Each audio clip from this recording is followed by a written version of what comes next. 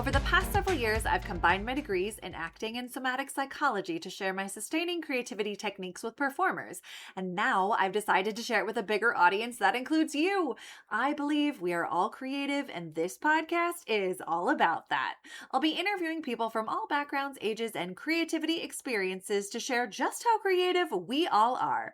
Today, I'll be chatting with Mark Firehammer, systems thinker and human being. Please enjoy Mark Firehammer.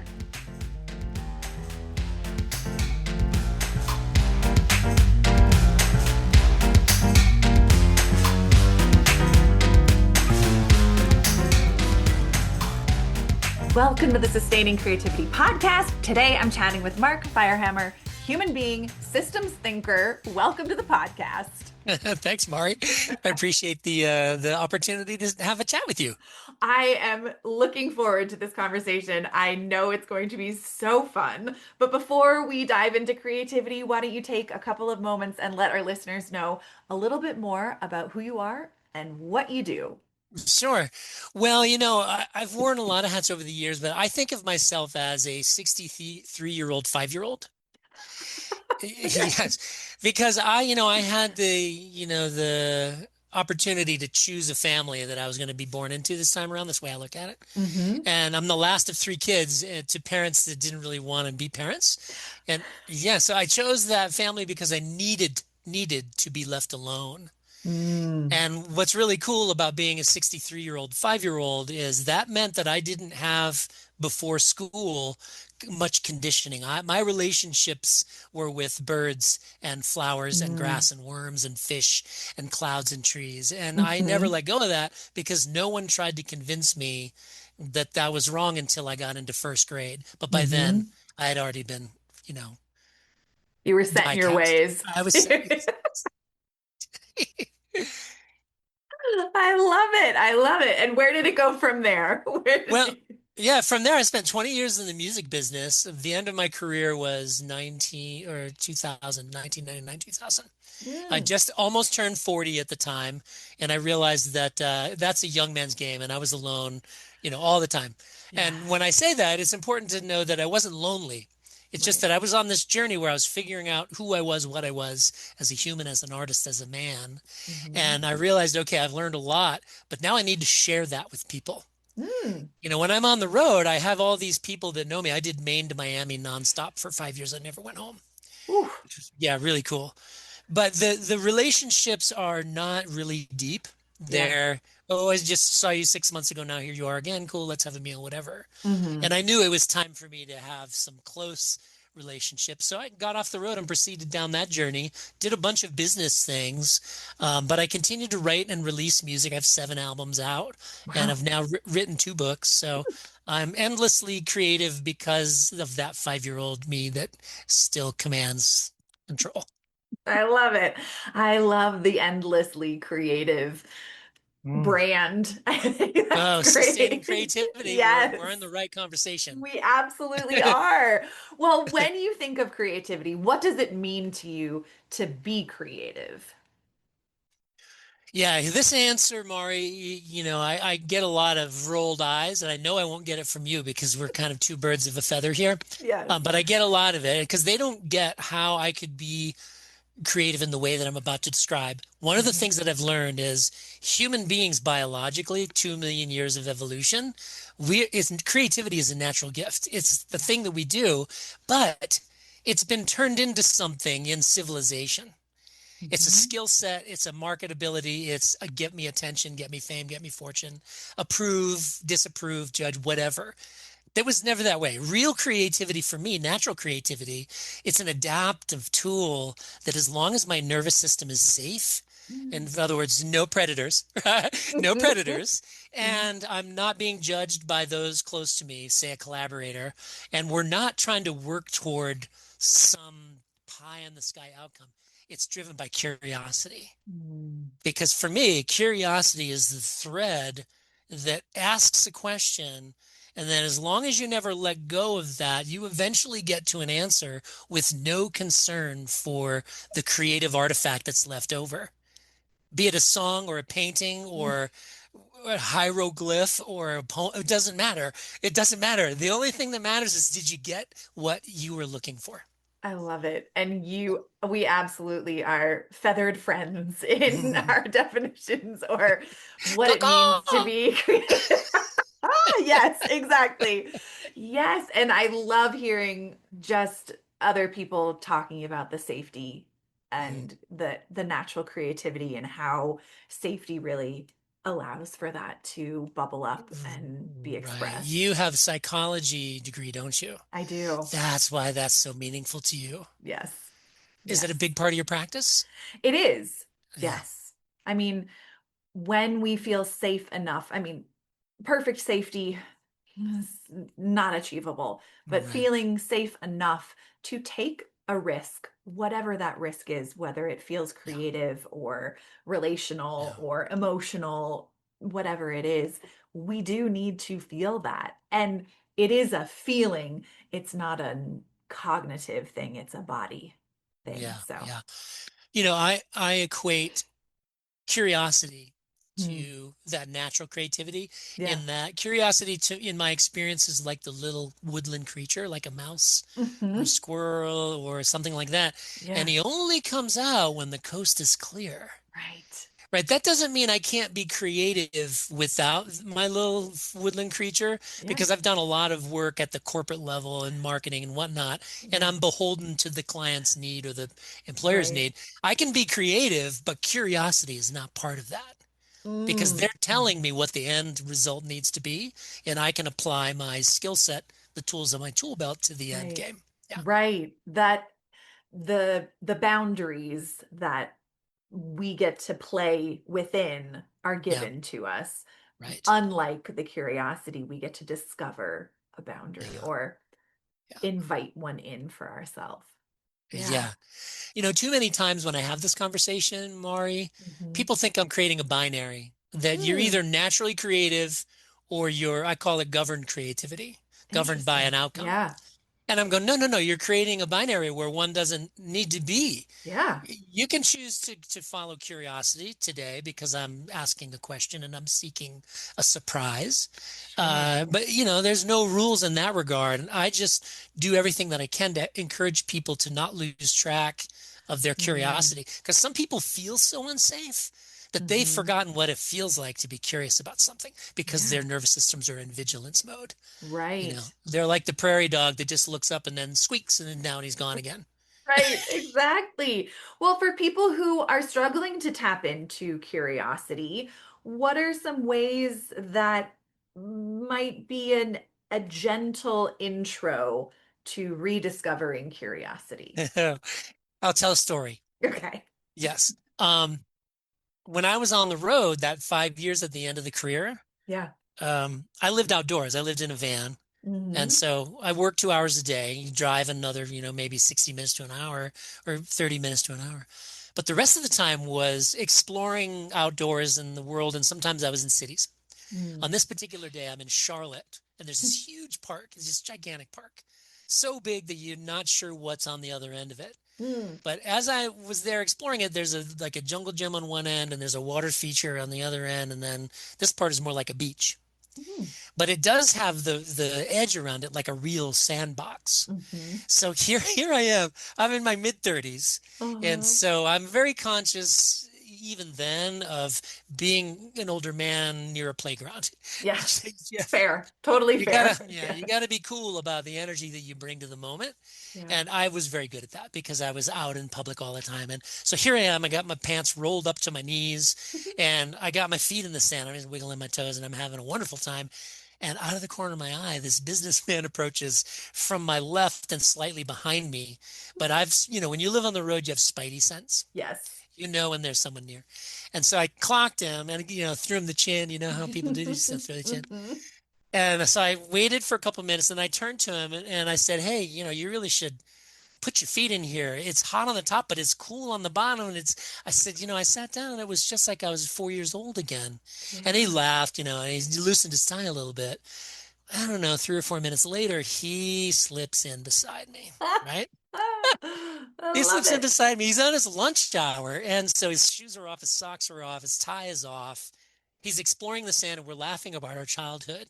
And Mm. by the end of the conversation, he said how grateful he was Mm. because he admitted to getting caught up in the race to find our Mm. happiness and things. I have a song that has that line in it, and Yeah. that he was in that race. And my invitation to be a Mm. 4-year-old again Mhm. probably, I never saw him again, but it probably changed an aspect of his permission structure for himself Yeah. to allow play and curiosity Mm. back in and set aside all the demands of society. And so that's my advice to people. Just tap into something you remembered as a child, your earliest memory, and Mm. recall every detail. And I say write it down Mhm. because they won't all come the first time. Right. Right. The first time you do it, you'll only get a few details and then you'll sleep on it. And the next Yeah. morning, you go, oh, and then there's this and then there's that. I've never met anyone that didn't take my advice and rediscover a different version of creativity, a more joyful, Mm. playful, childish version of creativity. I love that. What a great story and an invitation to others to find those moments of exhale or curiosity or wonder Mm. and what it feels like in an adult experience, like a adult body. Kids feel Yeah. it all the time. Adults, we don't have we have to choose to feel it. And I think Yes. that's something of like choosing to feel that child wonder or curiosity we had as a kid about Yeah. something. Yeah. And Mm. you just touched on the benefit I had as the kid that chose the family that left him alone Mhm. is even though as a child, even before words, I was observing behavior under conditions. They Right. weren't happy. They weren't joy. My dad was the most unhappy person you'll ever meet. He's Yeah. gone now. Mhm. Thankfully for him, I Mhm. think he was Mhm. miserable. And so even though I was witness to the conditioning, I had, I retained the playfulness because I didn't Mm. allow the witness of their sadness influence me to start doing the things that lead to sadness. Right. Right. And it's Yeah. a choice. That's at the end of the day, it's a choice. Mhm. I Which don't is know a how anyone, go ahead. No, I was gonna say, which is a really hard thing to comprehend when we're Mm, in it, when we're yeah. in the sadness that it's a choice, or when we're Yeah. in the Yes. joy that it's a choice, or in the peace that it's a choice. So, Yeah. yeah. Yeah. The answer to that is why is it hard to comprehend? Just don't ask the question. Just go find a 3-year-old and watch. Yes. They're Yeah. endlessly creative, endlessly curious, Mhm. endlessly joyous. And we basically train them out of that with our Yeah. examples. Oh, yeah. So just go watch. Do you have any kids? No kids, but animals I don't and have any nieces either. and yeah. Yeah. Yeah. Yeah. Yeah. Cool. It's definitely, but finding the even watching kids on TV or that in a TV show, they are expressing that child play and Yes. joy and light and yeah, I it's love finding those, and maybe when we're done, you can give me some recommendations of a show you've seen where it was actually scripted for them to be a joyous child. yes. Because I talk about mirror work versus lantern work in my book. Mm-hmm. And the mirror work is unfortunate in most TV and movies that are mainstream. You basically see more of a reflection of aggravated misery. So the viewer Mm-hmm. is like, oh, at least my life's better than that. Right. That's mirror work, whereas lantern work is what you just said. Mm-hmm. Remind us all of that childish state of being that came with you. Mm-hmm. Right. I always say, the authentic human being is not developed, it's just nurtured. Give it Mm. safety, give it practice, and then Mm-hmm. eventually they get the confidence to stop apologizing for being that. Mm. But we've got to make sure we don't condition them out of their joyous creativity. Absolutely. Ah, yes to all of that. Yeah. You strike me as someone who finds inspiration from a lot of different places and a lot of maybe it's inside you as well, but in your life today, Mhm. who or what is inspiring you? So much. The weather Mhm. has always inspired me, you know. But on the human side of things, I have a partner, Katrina Hawley, one of the most brilliant human beings I've ever known. She's in movement space. Mhm. She's a former dancer, as are you, I believe. Yes. Yes, so Yeah. you and Katrina would like each other. Former dancer, learned that she didn't like performing. Ah, She wasn't mhm. into the rush after, but what she Mhm. wanted was to be a choreographer. And Mm. then when that passed, she went and learned a lot of other things, the Laban movement theory and all this Mhm. stuff. She's a certified Pilates instructor, owns a studio, a legacy Mm. studio, 20 years now. She's a Wow. senior trainer for Polestar Mm. and some other organizations, but she's also on the faculty at a top 10 dance school at the University of Hartford. And to get to the answer to your question, what inspires me, Mm. she has this ability to watch somebody move because she's Mm. taken in so much experience on it, not Mhm. just embodied movement herself, but hands-on, eyes-on bodies every day, Yes. 70 hours a week, right? Right. Oh. It's grueling. I get tired watching her, but I'm older than she is. We have 13 years between us, but Mhm. again, I'm the 5-year-old in a 63-year-old body.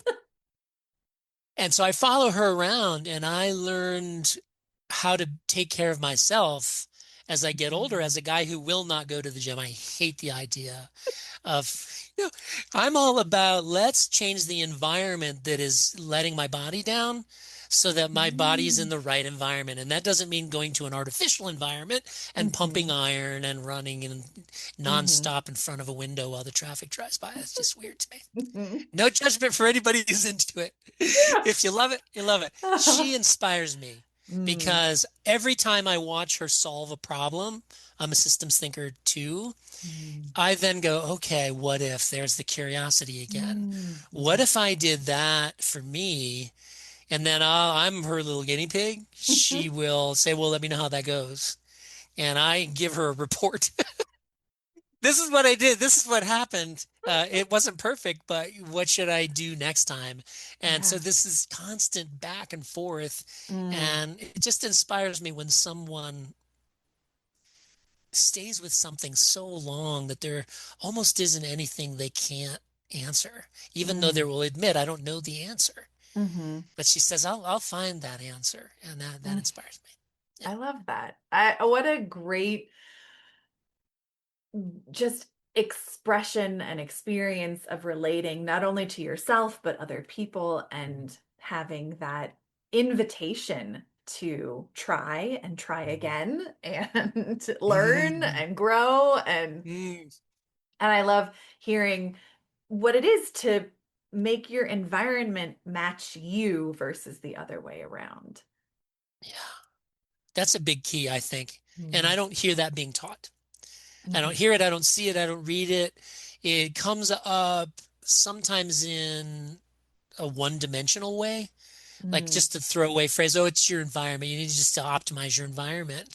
And, Mm. then now we're tiptoeing into the self-help arena. Mhm. And the biggest thing that I've experienced that's a problem with that is every new method, every new approach is effort, Mm. right? And it sort of Mhm. makes an assumption that you're broken Right. and that this is the method that's going to fix you. Mm. But if that were true, then we wouldn't need another method Yeah. because a previous one would have done the job. Mm.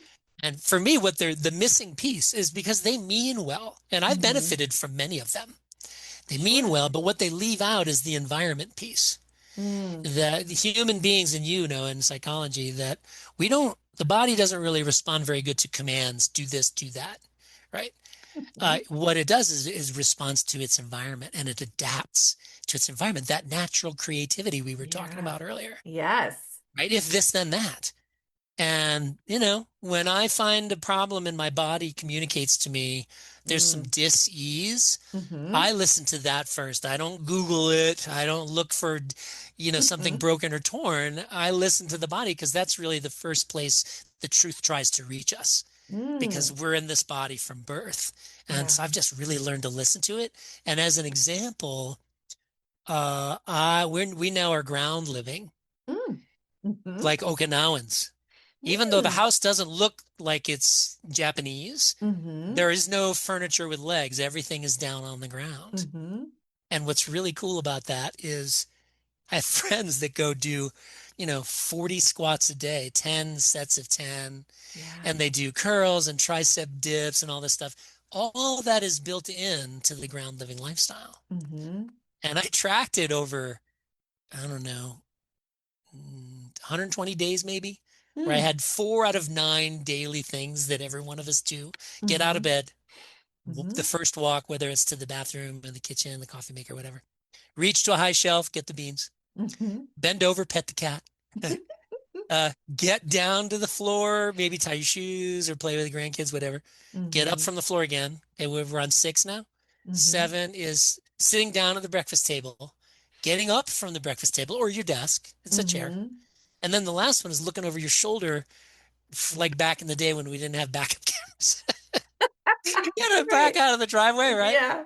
So I had four out of 9 of those made me make a sound. And you probably, if there's older people in your life, you know the sound. You ready? Mm-hmm. Oof.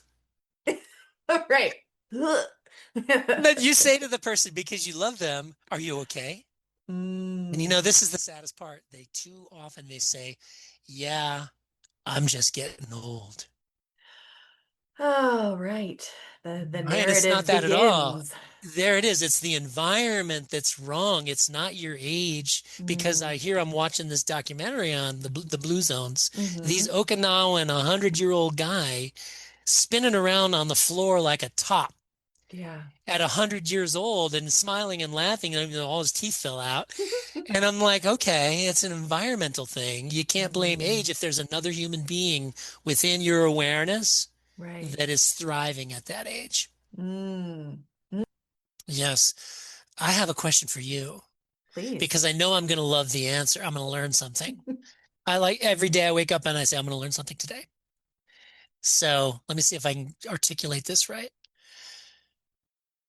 In my work, I encounter a lot of creative people. A lot Mm-hmm. of my nonprofit is Creative Humanity Alliance.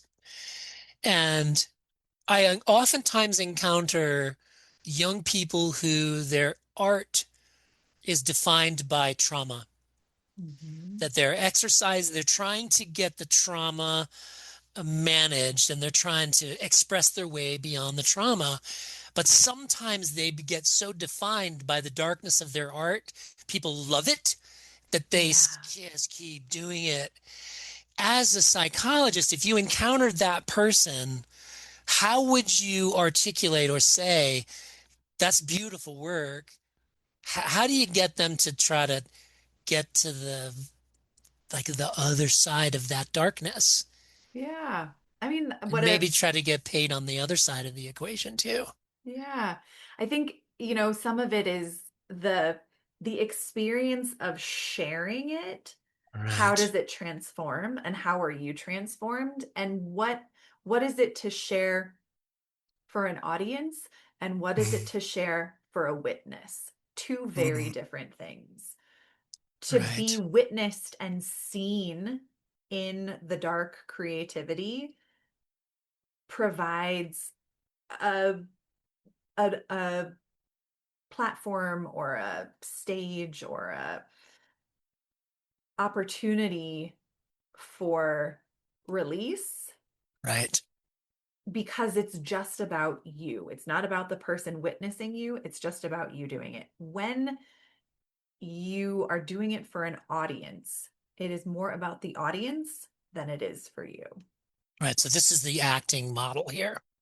The It's acting, the because some just art is not performative. right, the Yeah. performing, the sharing, when we share it with an audience, it becomes more about the audience than about the performer. Okay. And so, how to shift that is to take it off the stage, have it just be witnessed and expressed. And maybe that turns into something we do want to share with others and have Right. more about an audience.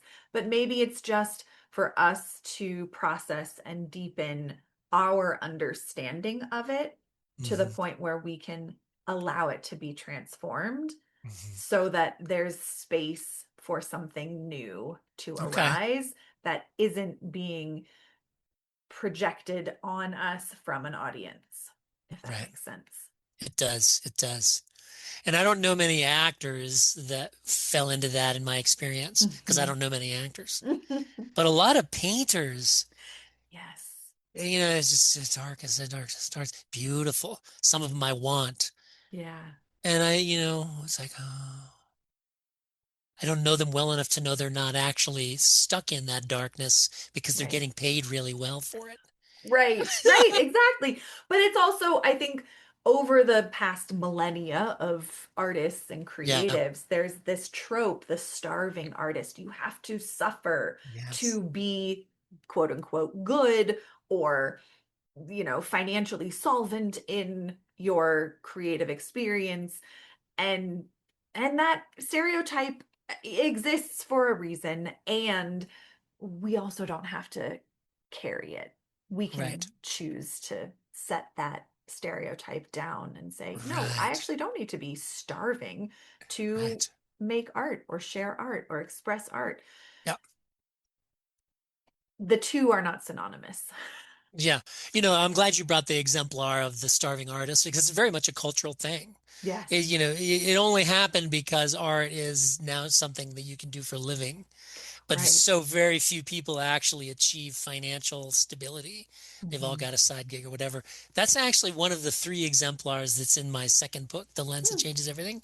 Mm. I'll send you a copy. I'd love for you to read that and give me your feedback on that. Uh, the book that I just mentioned has turned into, for some people, like an explanation engine because Mm. it's a lens. And if you understand the lens, it's just the synthesis of information that already exists. There are no new theories or hypotheses. It's just a lens. And as a kid, a good example is I got my first microscope when I was about 4. Mm. No, magnifying glass. Okay. And the Hmm. moment I looked at an ant that was already my friend through the magnifying glass, that changed everything Yeah. about my relationship and my understanding of the ant. And Mm. then the microscope did the same thing. I could now see things that I didn't know were there. And then in Mm. my 10 or 12, maybe 13, I got a big telescope. And the Wow. third time it happened to me was looking up that now the dots of light were something far more marvelous than that. And my book Hmm. is like that. You don't have to change your mind about anything.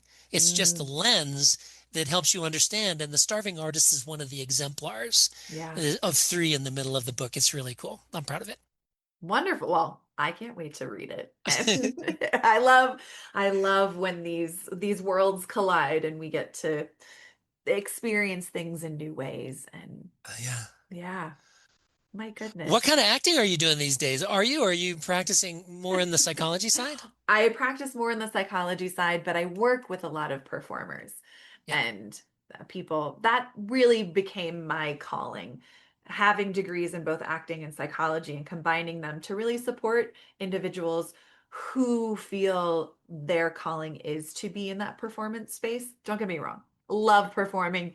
If there's a stage, I will happily be on it. And it's not the only thing I love to do.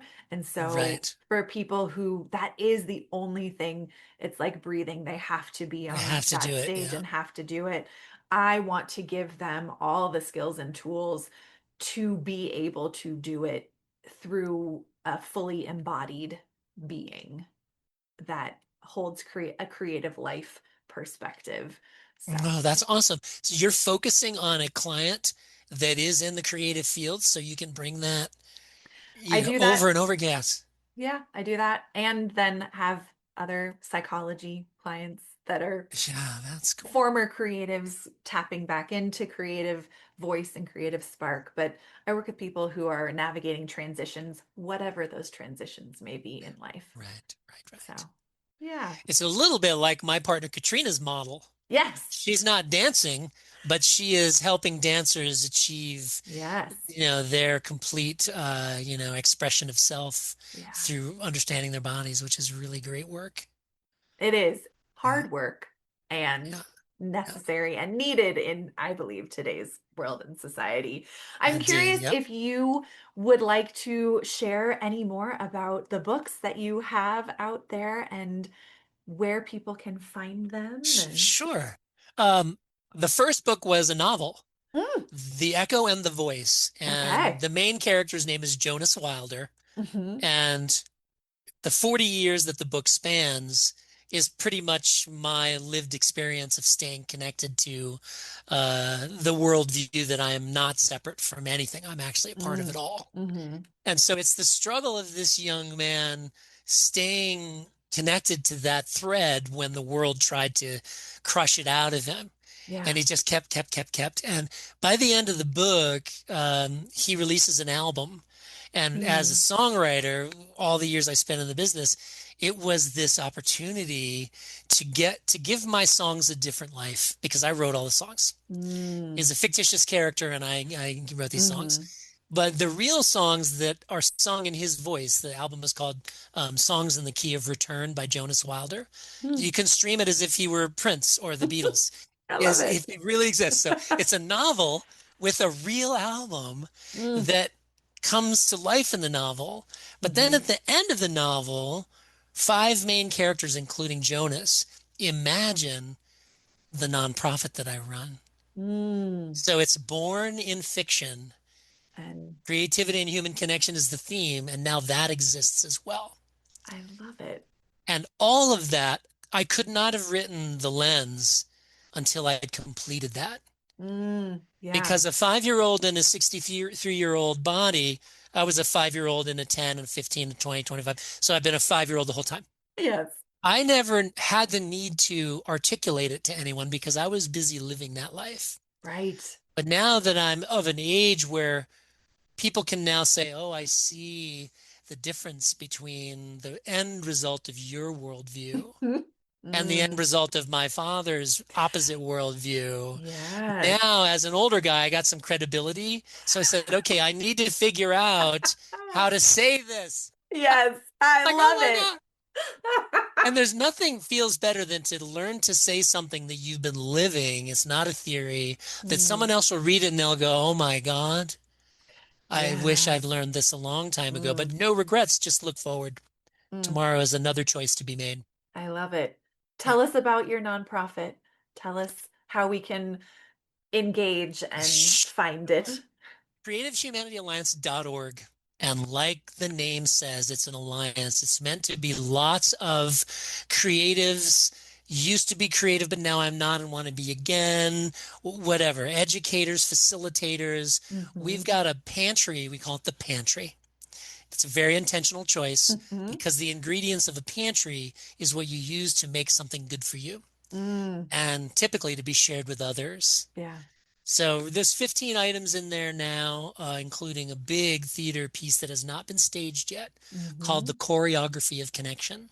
Ooh, Yes, and fun. it dramatically stages the 10,000 years of civilization Mm, and where the perception of, here's where the tension lies in the hmm. piece that Yeah. 10,000 years ago, I am a biological being in Mm, constant interdependence with all the life and the other human beings around me. mm, That was the way we all looked at the world 10,000 hmm. years ago. But since civilization, there's a new paradigm that's also true, but they don't play well together. Is Mm, that as a social identity, hmm. I have to earn my personhood and prove my value in a Mm, competitive system. hmm. They're both true. Yeah. You can go Mm, to the library, you can just look at your bank account and verify both. right. And the alliance is all about creating that which allows alignment between those two truths through Mm. the act of choice making. Oh, love Yeah. it. And once Okay. somebody registers, they can have anything they want there. There's no fee for it. Okay. Because we want educators and theater directors to say, Yeah. we're going to stage this. Mm, And if they will, we will show up with 3 cameras, film and promote the whole thing. amazing. We've got $10,000 a month from Google to Mm, spend on ads. Yeah. They've got an ad program for people like us. And so when we finally find, because we're brand new, I think it was only launched in September, so it's been six okay. months. When we finally get someone to stage that and the other things like it, we'll film it and that'll just help to build the alliance and get more and more people on this. I Mm, see you as a human, not as a fill in your label. Mm-hmm. I started asking the question as a little boy, what are we fighting for? Mm-hmm. Right? Every fight I've ever seen, witnessed, Yeah. has been about something that doesn't matter. And underneath all those labels is the one that's always been there. Mm. Human being. Yes. That's what we Oh, have in common. I love it. Mark, thank you so much for taking the time to chat with me. I clearly have lost track of time and we could talk for so much longer. I actually have one last question that I am so curious to ask you. Okay. What does it feel like in your body to be creative? Oh, it's just so relieving. And, Mm, I don't have much to be healed because I've spent my whole life being creative, not to get attention or yeah. accolades or money, but to express not only myself, but what it means to be a human being. Mm, That's why I haven't sold a lot of records, is they're not meant to be sold. They're meant to be heard and then passed along. yeah. So on a daily basis, it feels like it felt when I was 5, and it still feels that way. It still feels, and I live I on the love it. ground now, so all my toys are down there. All my Yes. toys are on the floor. It's like, it's such a joy. I Yeah. love it. Amazing. Well, thank you so much for taking the You're time welcome, to Lauren. join me. I've thoroughly enjoyed our conversation. I Me too. know it will continue Yay. after this as well. I will put links in show notes so people have easy access to all of the Great. things you've talked about today. Thank you. I appreciate it. And thank you so much. I have a huge smile on my face and love these conversations and this I can't wait to share this with everyone. So We're both going to have to go get cheek massages after all the I smiling. know, I know. I love it. Thanks, Lauren.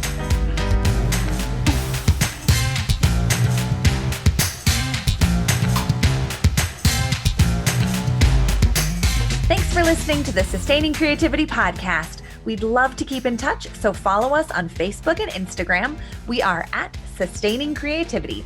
Make sure to subscribe to the podcast wherever you listen to podcasts. Tag your friends and family so they can listen too. We love to hear from you, so leave your reviews, comments, and questions. Check out our website, sustainingcreativity.com, for upcoming offerings and creativity coaching. Tune in Tuesdays for our next episode. And remember, with creativity, anything's possible.